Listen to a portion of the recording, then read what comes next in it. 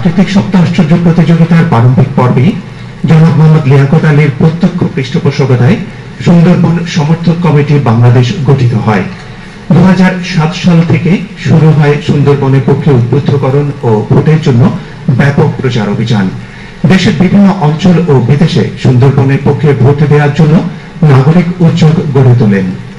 আজ সারা দেশে 300-টিরও উপর সহায়ক সংগঠন সুন্দরবনের পক্ষে প্রচারণায় নিবেদিত রয়েছেন।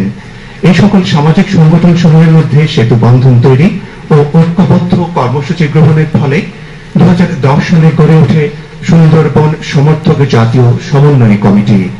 সুধীমণ্ডলী 10,060 বর্গ কিলোমিটার জুড়ে বিস্তৃত পৃথিবীর সর্ববৃহৎ ম্যানগ্রোভ বন সুন্দরবনের প্রায় 60% বাংলাদেশে এবং 40% ভারতের পশ্চিমবঙ্গে অবস্থিত। সুন্দরবন দুটি দেশের অংশ হওয়ায় দুটি দেশের পক্ষ থেকে নিবন্ধন প্রক্রিয়া সম্পন্ন করা প্রতিযোগিতার মৌলিক শর্ত। জনাব লিয়াকত আলীর সহায়তায় ভারতের নিবন্ধন প্রক্রিয়া সম্পন্ন করতে সমর্থন হন।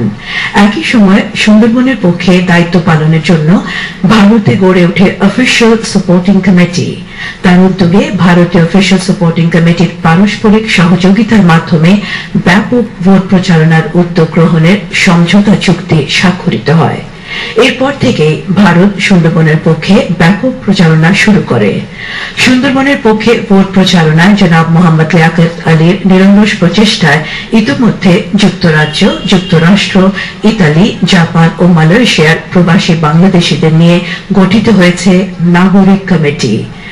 বিশ্ব সপ্তাশ্চর্য নির্বাচন প্রচারণায় অবদানের স্বীকৃতি স্বরূপ সুন্দরবন সমর্থক কমিটি বাংলাদেশের পক্ষে জনাব মোহাম্মদ লিয়াকত আলীকে পরিবেশগত শিক্ষা ও প্রচার ক্যাটাগরিতে জাতীয় পরিবেশ পদক 2011 প্রদান করা হল। সুধীমণ্ডলী, সুন্দরবন সমর্থক কমিটি বাংলাদেশের পক্ষে কমিটির আহ্বায়ক জনাব মোহাম্মদ লিয়াকত আলীকে মাননীয় প্রধানমন্ত্রীর কাছ থেকে জাতীয় পরিবেশ পদক 2011 গ্রহণের জন্য আমন্ত্রণ জানাচ্ছি।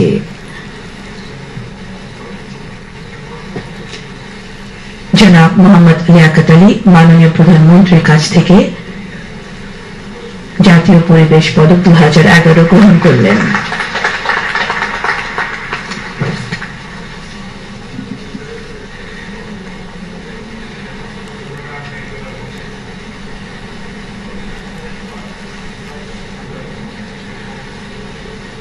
সুধীমণ্ডলী, আপনাদের হয়তো মনে আছে বিগত 2010 সালে পুরাতন ঢাকার নিমতলীতে সংঘটিত ভয়াবহ অগ্নিকাণ্ডের ফলে বিগত 2010 সালের